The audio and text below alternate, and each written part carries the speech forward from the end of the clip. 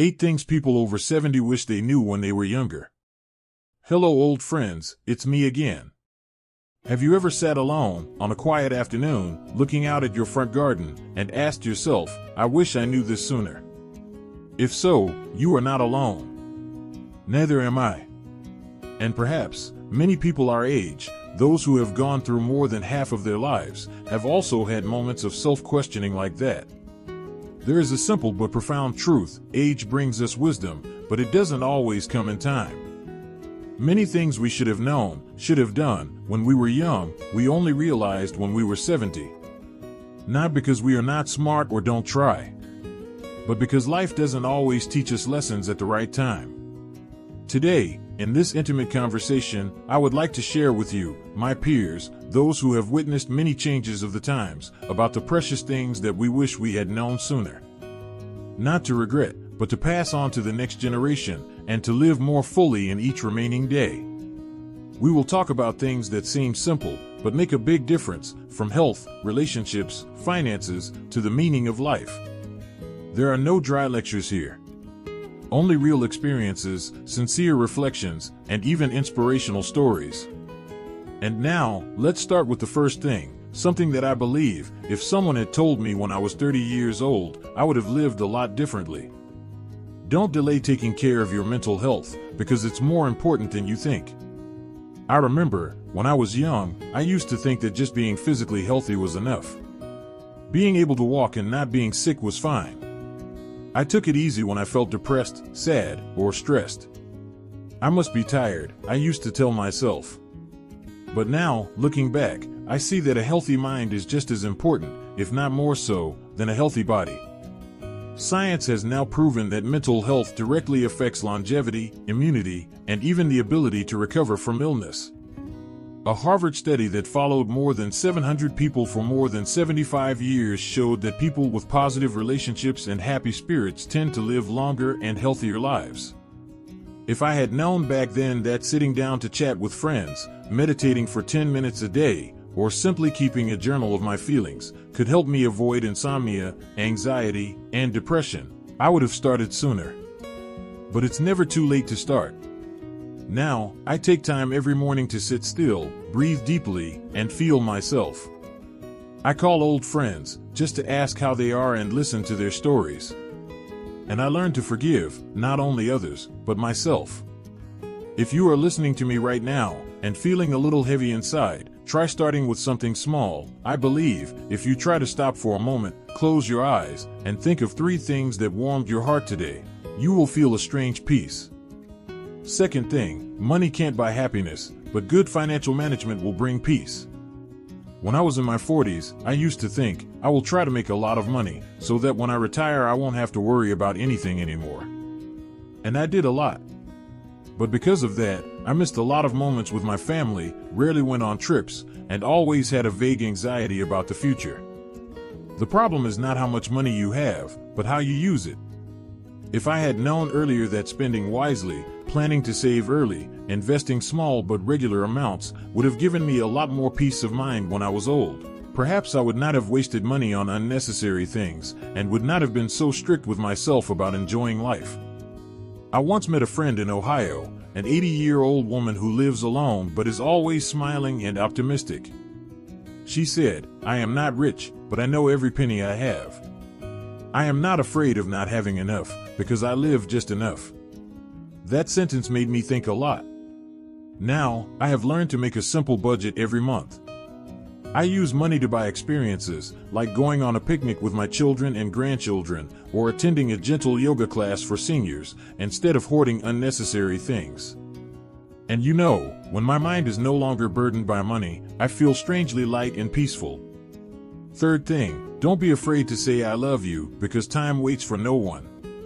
I used to be someone who didn't easily express my feelings.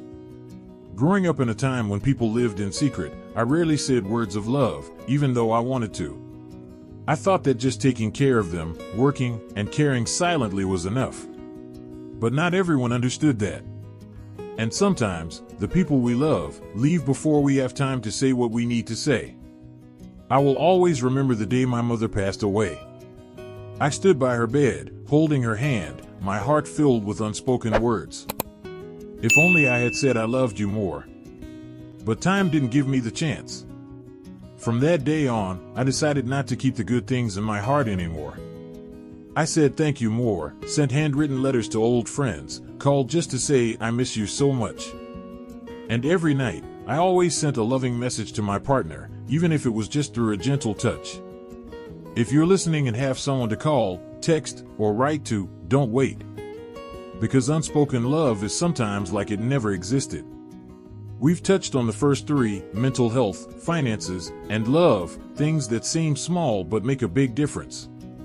Let's continue this journey together to discover the remaining lessons, things that I, and perhaps you, wish we'd known earlier when we were younger. You know, there are things we don't think are important until it's too late to change. It's like tending a garden. When we're young, we easily overlook a few dead leaves, a withered branch or two. But if we let it go too long, the whole garden will lose its vitality. Life is the same. There are things that, if watered early, will make us have a blooming old age instead of withering. Let's move on to fourth thing: listen to your body, because it always whispers before it speaks. There's one thing I wish I knew better. Your body always sends you signals early, you just don't pay attention. When I was in my 50s, I had a slight pain in my back, and then a slight dizziness when I bent over. I ignored it. It's just old age, it's fine. But just a few years later, my doctor diagnosed me with cervical spondylosis. If I had listened earlier, I would have started exercising gently, learned how to adjust my posture, and wouldn't have had the nagging pain I have until now. I once read a great quote in Scientific American: "Pain is a whisper before it screams." And the scary thing is, when it screams, it's often too late to heal completely.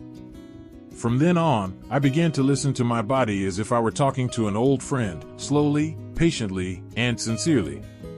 Every morning, before getting out of bed, I rotate my joints, stretch my legs, and take deep breaths.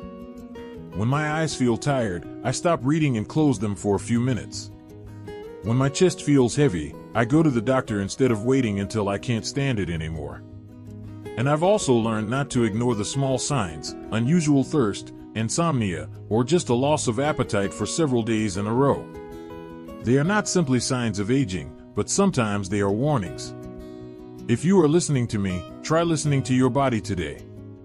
Not to be afraid, but to understand and care for it as a precious part of you, because you and your body have been together for decades, right? The fifth thing I want to talk about is the value of time, greater than any material gift. There is one thing that I have realized most when I was over 70 years old: nothing is more precious than time. No gold, no house, no gift can buy an afternoon sitting with your children and grandchildren without having to rush. Or a leisurely morning with a cup of coffee and some old music in the park near home. When I was young, I used to think that working hard was the way to love my family. I skipped many outings and many dinners just to get the job done. I said, not today. This happened over and over again, and now when I want to say tomorrow, no one is there to listen. I once met an old man in California in a senior art class. He said, "It took me more than 60 years to understand that the time I spent sitting next to my wife when she was still healthy was the greatest gift I ever gave her." We often give gifts, but we forget that presence, being there, really listening, really looking at each other, is the most precious thing. I learned to stop everything to sit and play with my grandchildren, to listen to my children talk about work, to call my younger brother just to ask how the weather was over there today. If you can call someone today, go for a walk with someone, or simply have a cup of tea together, please do not delay. Because time has no return ticket. You and I come to sixth thing: learn to let go, not to forget, but to ease your mind. One of the hardest lessons I have learned is to let go. I am not talking about material things or money, but about resentments, regrets, and even the pain we keep in our hearts for too long. Once, I happened to meet an old friend, someone I had been angry with for more than 30 years just because of a small misunderstanding. When we sat down, our hair was already gray, our hands were shaking, we both just looked at each other and smiled awkwardly. All those years of silence, all that anger, suddenly disappeared. I just thought, if only I had forgiven sooner, we wouldn't have lost decades of friendship. I realized that holding resentment in my heart is like carrying a heavy stone on my shoulders. It doesn't hurt the other person, it makes you tired. Letting go is not a sign of weakness. On the contrary, it is the action of a strong person, a person brave enough to choose peace over winning or losing. From then on, I wrote letters of apology to those I had hurt, even if it was just a small mistake. I sat down and wrote down all the things that made me sad, then folded the paper and burned it, as a ritual to free myself. If there is something in your heart that is weighing you down, try to let it go. You don't have to say it right away, but you can write it down, or just close your eyes and say in your heart, I let go. You will feel like your soul has opened a window after many years of being closed. I know, the things we just shared are not easy to do overnight. But I believe each small step, listening to your body, cherishing time, and learning to let go are all good seeds to make old age more meaningful than ever. We can't turn back time, but we can change the way we live from this moment on. And if you're still with me at this moment, then perhaps you're on that journey too, a journey to live more gently, more lovingly, and more peacefully. Let's move on to the last part of this conversation, where we will listen to the last two things, simple but can change the way we live the rest of our lives. When we have lived almost a full life, we begin to understand that happiness does not come from big things or great milestones, but from the everyday moments that we used to ignore. There is one thing that I used to think was unimportant, even distant, but now I wish I had realized it sooner. Seventh thing, living with a purpose, no matter how small, will make each day worth living. You know, there was a period after I retired when I suddenly felt empty. With no work to worry about, no colleagues to talk to every day, I felt like a boat drifting in the middle of a calm ocean. No waves, but no direction either. I used to think, maybe this is what old age is like, but then I happened to read a study from the University of Michigan that said, older people with a clear purpose in life tend to live longer and happier, regardless of health or financial circumstances. And I started trying to set small goals, planting a new flower in the garden, writing my life story for my grandchildren, or simply calling a friend every week. Those small goals, seemingly simple, made me feel valuable, still attached to life. I also met an old woman in Oregon, 92 years old, who still got up early every day to bake cookies and give them to her neighbors.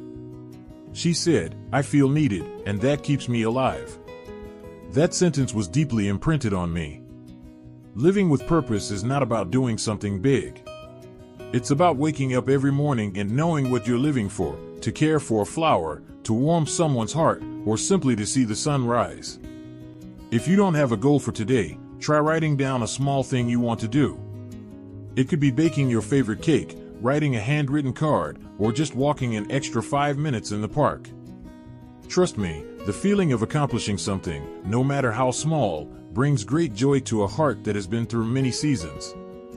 And finally, the most important thing I wish I had learned earlier is acceptance. Not surrender, but understanding. There are things in the past that I wish I could go back and do differently, a wrong decision, a broken relationship, or a word I didn't apologize for. But then I realized, every mistake, every pain is a part of me. And without it, I wouldn't be who I am today. Acceptance is sitting with yourself, without judging, without pushing away memories. It's learning to smile through the wrinkles, because they are traces of the times we laughed, cried, loved. An old friend of mine, who lost his wife after more than 50 years of marriage, wrote, I'm not trying to forget her. I'm just learning to live with that emptiness, as if it were a friend. I finished reading, speechless. And I understood, acceptance doesn't make the sadness go away, but it makes it less sharp, and helps us move on, more gently. If you still have something in your heart that's bothering you, try putting your hand on your heart, closing your eyes, and saying to yourself, I did my best. Now, I allow myself to be at peace. You don't have to be strong anymore, you just have to be honest with yourself. We've come a long way in this conversation. On mental health, finances, and love, on listening to your body, on knowing the value of time, on learning to let go, on living with purpose, on acceptance, and I want to thank you for listening. not listening to me, but listening to your own inner voice, the things you've forgotten because you're busy, because you're worried, because time is passing by so quickly. We're not young anymore, but we're not old in spirit either.